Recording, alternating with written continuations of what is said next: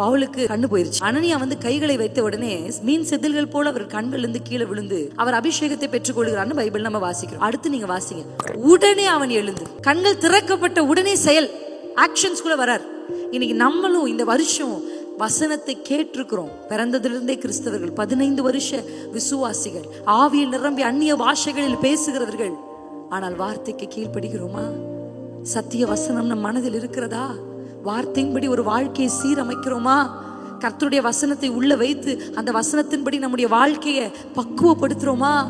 இன்னைக்கு ஆண்டு இந்த வருஷத்துல அதுதான் நம்ம கிட்ட எதிர்பார்க்கிறார். புத்தி உள்ள மனுஷன். அந்த புத்தி உள்ள மனுஷனை குறித்து அங்க வசனம் சொல்லுகிறது, அவன் கண் மலையின் மேல் தன் வீட்டை கட்டினவனுக்கு ஒப்பாயிருப்பான். அப்படின்னா வசனத்தை கேட்டு வசனத்தை கீழ்படுகிறவர்களுக்கும் வசனத்தை கேட்டு கீழ்படியாதவர்களுக்கும் இவங்க 2 பேருக்குமே அட்டாக் ஒண்ணுதான். நான் கீழ்படுகிறேன், என் வாழ்க்கையில் இவ்வளவு பிரச்சனை இருக்குன்னு யோசிக்க வேண்டாம். அட்டாக் ஒண்ணுதான். ஏன்னா அந்த அதிகாரத்தை நீங்க வாசிச்சா 2 பேருக்கும் 2 வசனத்தை நான் உங்களுக்கு சொல்றேன். 25, 27 ரெண்டையும் வாசிச்சீங்கன்னா பெருமழை வந்தது. யாருக்கு?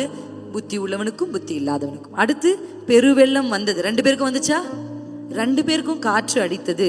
2 பேர் வீட்டின் மேலும் அது மோதினது. அட்டாக் ஒண்ணுதான்.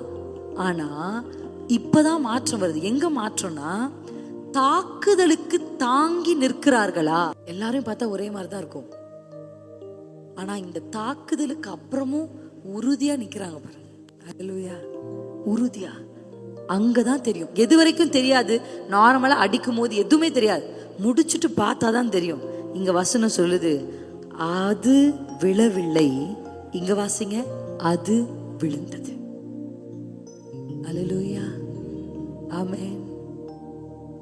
கலங்கரை தீபமாய் கரை சேர்க்கும் தெய்வமாய் அசைந்தாடும் ஆலியில் அசையானங்கூரமாய் கலங்கரை தீபமாய் கரை சேர்